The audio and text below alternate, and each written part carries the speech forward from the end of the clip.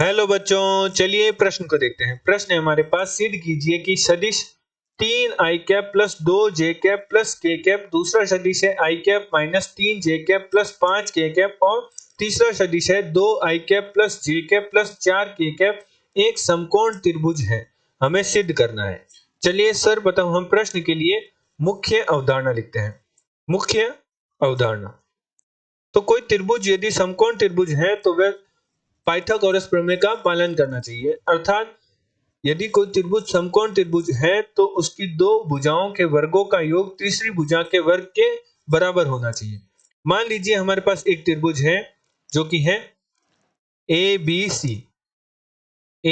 सी, जिसका ए कोण है वह 90 डिग्री है और ए कोण के सामने वाली भुजा हमारे पास कर्ण होगी और हमारे पास एसी भुजा है वह आधार होगी और ए बी भुजा है वह हमारे पास लंब होगी। तो पाइथागोरस प्रमेय अनुसार कर्ण का वर्ग बराबर होता है आधार का वर्ग प्लस लंब का वर्ग। यदि हमारे पास जो बीसी भुजा है उसे हमें ए सदिश द्वारा दे रखा है, एसी भुजा को बी सदिश द्वारा दे रखा है और ए बी भुजा को सी सदिश द्वारा दे रखा है, तो सदिश दे रखे हो तो हमारे पास पाइथागोरस प्रमेय कुछ इस प्रकार लिखी जाएगी। ए सदिश के परिमाप का वर्ग बराबर बी सदिश के परिमाण का वर्ग प्लस सी सदिश के परिमाण का वर्ग।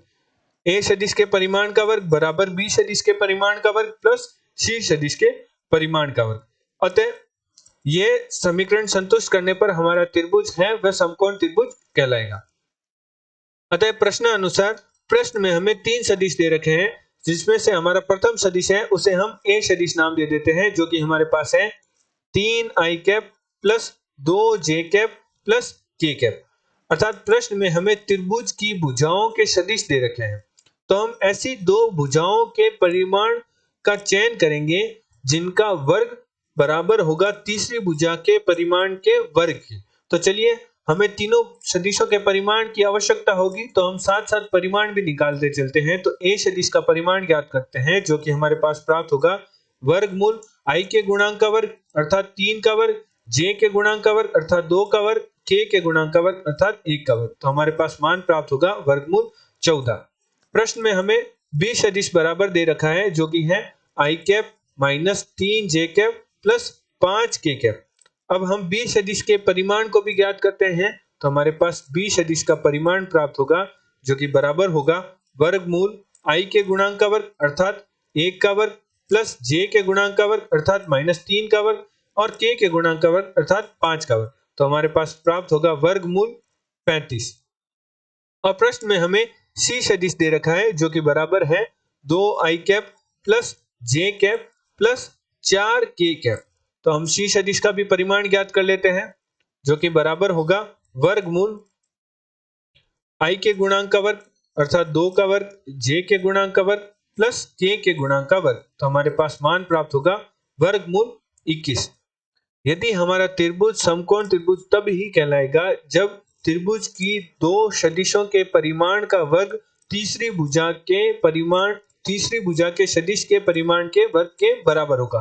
तो हम ऐसे सदिशों के परिमाण का चयन करेंगे जिनका वर्ग का योग तीसरी भुजा के परिमाण के वर्ग के बराबर हो। अर्थात जो हमारा b सदिश का परिमाण है उसका वर्ग बराबर है c सदिश के परिमाण का वर्ग प्लस a सदिश के परिमाण का वर्ग। तो जांच करते हैं, तो हमारे पास b सदिश का परिमाण प्राप्त हुआ वर्गमूल 35 का वर्ग। b सदिश का परिमाण हमारे पास प्राप्त हुआ था वर्गमूल 35 का वर्ग बराबर c सदिश का परिमाण हमारे पास प्राप्त हुआ था वर्गमूल 21 का वर्ग प्लस a सदिश का परिमाण हमारे पास प्राप्त हुआ था वर्गमूल 14 का वर्ग। तो वर्गमूल 35 का वर्ग करने पर हमारे पास प्राप्त होगा 35, वर्गमूल 21 का वर्ग करने पर हमारे पास प्राप्त होगा 21 और 14 का वर्ग हमारे पास वर्गमूल 14 का वर्ग हमारे पास करने पर प्राप्त होगा 14। तो हमारे पास दाएं पक्ष में बन जाएगा, बाएं पक्ष में तो 35 है, दाएं पक्ष में बन जाएगा 21 प्लस 14 35। अर्थात जो हमारा त्रिभुज है ए बी सी वह समकोण त्रिभुज है, समकोण त्रिभुज है। अर्थात जो हमें प्रश्न में तीन सदिश दे रखे हैं, इनके द्वारा जो त्रिभुज बन रहा है जिसे हमने एबीसी नाम दिया वह हमारा त्रिभुज है, वह समकोण त्रिभुज है। आशा करते हैं आपको प्रश्न का हल समझ में आया होगा। धन्यवाद।